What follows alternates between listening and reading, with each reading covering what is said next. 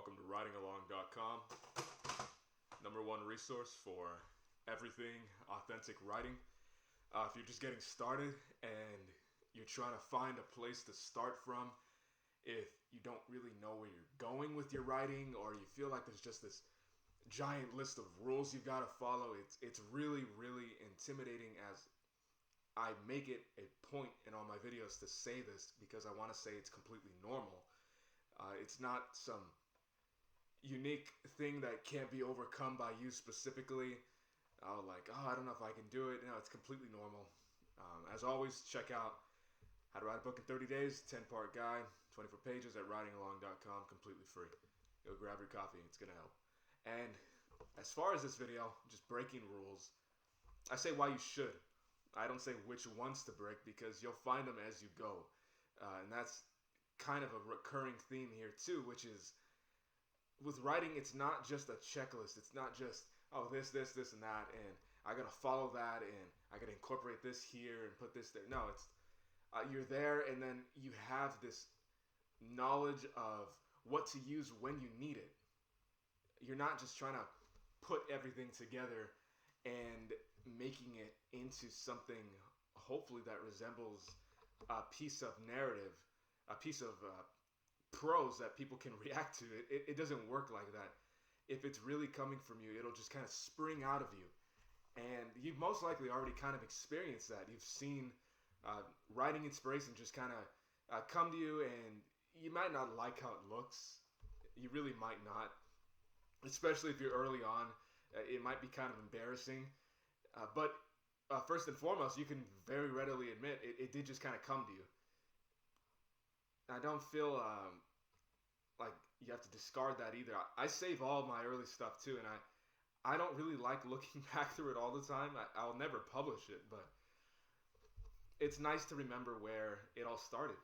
So don't burn those notebook papers yet. Don't delete those files into the endless void of your recycle bin or phone trash recently deleted. Don't do that, okay? Just keep it by, stand by. It's nice to have a little comparison when you're a little farther along on your writing path. And one thing I want to tell you too is, if you had just this strict guideline to follow, only writing would be no fun. It would just be like a task. It wouldn't be an art. It wouldn't be something that you can imbue some of your own creativity in. And you are a creative person. If you didn't have a space to use that, you might just kind of give up. And again, everything is kind of full circle here. When you unlock yourself, when you kind of unleash yourself here, you self-motivate. You stay motivated by the very principles and guiding factors that define what the art is, what the craft is. I don't always call it a craft, but it is. It's your own craft, though. It's not someone else's. So if you're working in a genre, and if you're really trying to stick to, like, I got to get this, I got to get that, I'm having trouble with this, just take it easy. Don't feel that you have to do all of that, that you have to have every single piece, every single cliche, every single story arc, character arc. It doesn't matter. A good book, it's plenty of good books I've read, plenty that you've read too, they don't care. They just kind of, in a sense, they don't ignore it because they're conscious of them usually, but they break them. So I'm not saying ignore rules yet, not at this point. When you're further along, you can take ignoring into a certain context, but right now, be aware of them. You know of them. They're in your head all the time. Break them. If you feel like you have to have this kind of character in your book and you're having trouble finding that character, just don't include them. Like, legitimately, don't include them. I'm not just saying that carefree, all right, go off and figure it out. No, like, don't include it. If there's a story arc you can't reach or you can't think of, just skip it. If you were supposed to think of it, you would have thought of it. If it belonged in there, it would have came to mind. And this is where a lot of this content will kind of differentiate itself from traditional writing, teaching, and stuff you'll hear elsewhere. Is if it was supposed to come to you, it was supposed to. as simple as that. It's this linear kind of conversation with your own brain, with your own, things higher than yourself that are connecting and using your brain to produce this style of communication that here on earth we call writing. So you got to trust in it sometimes, not just trust in the process. I hear people say that, and if that helps you, tell it to yourself. It doesn't help me because it's really vague, and I have a feeling it might not help you fully either. It might feel good to say. There's a lot of sayings that feel great to hold on to, especially in arts and stuff like that. But you got to find something that really is transformational for you, something that you can really hold on to and keep with you the whole way. So one of the things you can keep with you the whole way is just break rules. If you're having trouble with them, skip over them, forget them, disregard them. If you want, right, you can disrespect the rules. You can do the complete opposite. There wasn't a committee, there wasn't a federation who invented them. So if you're disrespecting them, you're really just you're saying no. There's not an individual, there's not an entity that you're kind of putting your hand up to. It's more or less an idea that's in a lot of ways archaic and has no real strong foundation. And you're just pushing it over.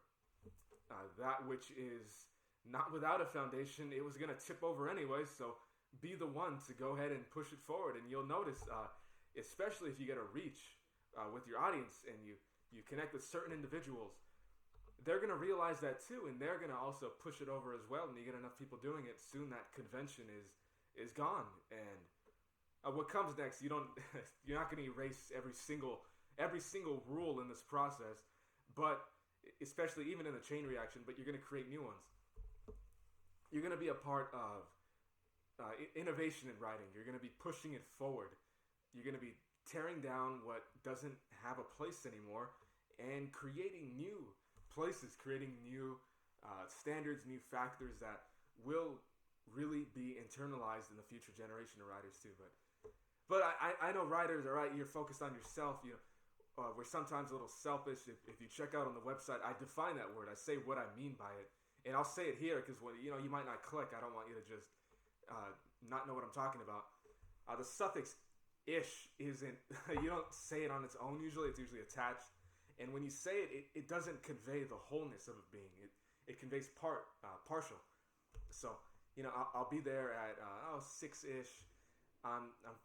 Okay, this is a little bit of a stretch, but I'm finished-ish, You get the idea. It's not everything. So be a little self-ish.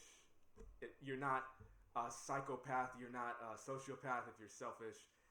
Especially as a writer, embrace that side of you, because if you don't prioritize or put a kind of respect or even acknowledgement of what you're saying as something that's worth writing down, if you don't do that, no one else is going to do it for you. So, and no one cares. No one's going to question it or doubt it when they're reading it. They're just going to be like, oh, this came out of this person. It must have had a place. The way they communicated it and conveyed it, it spoke for itself of its own necessity. It kind of established its own place. It created its own room and existence. And that's where that higher level you kind of want to be thinking from, which is when you write a book and you break the rules, people aren't going to be looking at it like, oh, they forgot the secondary act, exposition, Shakespearean, Freudian, consonantal approach from the school of. They don't care. They don't care at all. They just want to know if they're reading a good book. They just want to know if their lives and their perspectives are going to be changed after. They just want to know if they're going to be entertained. That's all that really matters to them. Think about what mattered to you when you were reading books. When you were reading them, you probably weren't getting just paid to read them. In fact, the best ones are at your own will, at your own leisure. And even if you were assigned one, whether in your workplace, some kind of development, or if you're traditional schooling, you get a book you're supposed to read. Sometimes it kind of ruins it, but if you do find one that you really like, it doesn't matter, it transcends it. You start reading it for yourself. Start writing for yourself. It's very reciprocal. If you take one aspect, just apply it right back to the other.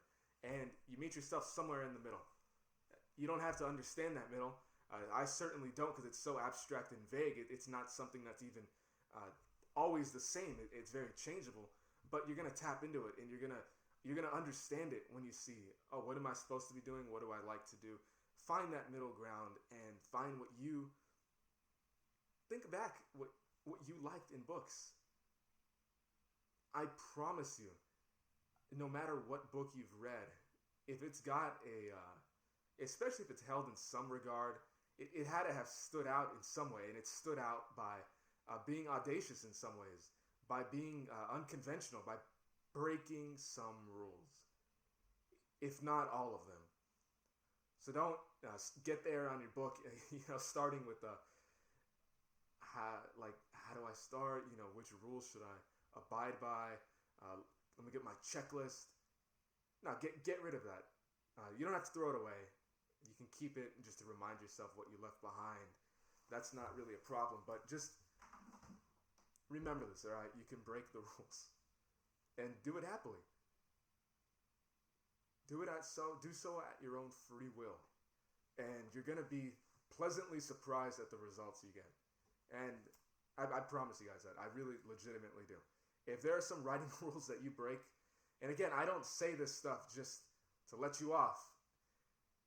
If you have some rules that you break, go ahead and let me know. Shoot me a comment. I'll respond to you. I'm really highly interested. To the best of my ability, I'll respond to you and interact with you. And just start a conversation, start a dialogue on that. Let me know what rules you don't care about.